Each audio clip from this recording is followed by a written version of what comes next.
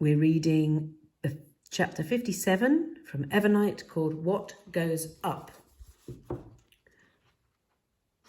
Bernie Whitecrow was bleeding heavily from the hand, staggering through the streets among the scores of surviving slum folk.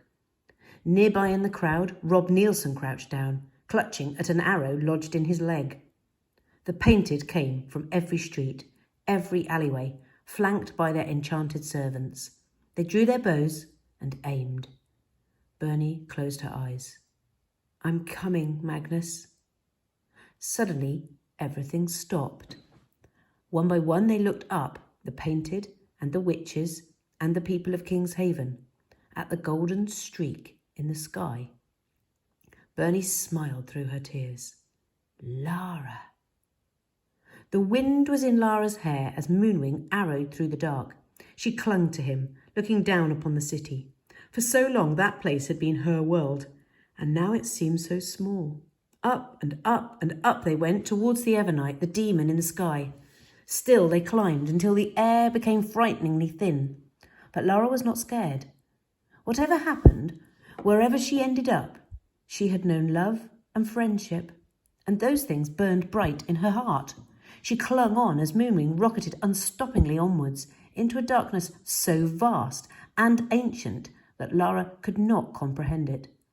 "I'm coming, Mum." The darkness enveloped them. Everything became nothing. Moonwing opened up his wings and let out a long musical call. A great explosion of light. Where Moonwing had been, there was only light. Everything was light. Lara began to fall. They watched, Bernie and Rob watched the streak of gold climb impossibly high, disappearing into the EVERNIGHT.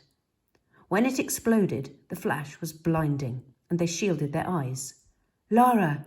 Oh, Lara!" She was falling. They could see her tumbling through the heavens, head over feet, encased in a sphere of gold. The White Witch souls were trying to protect her.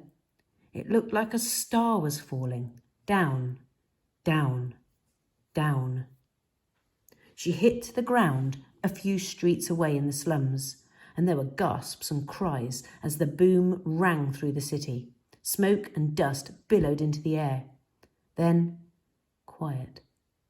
The White Witch souls streaked out across the lightning sky, flashing over King's Haven, over the entire kingdom, every one hungry to reunite with its body.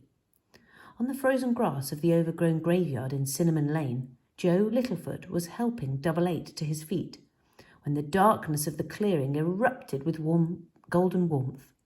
Frightened, awed, Joe held Double Eight steady as his soul approached.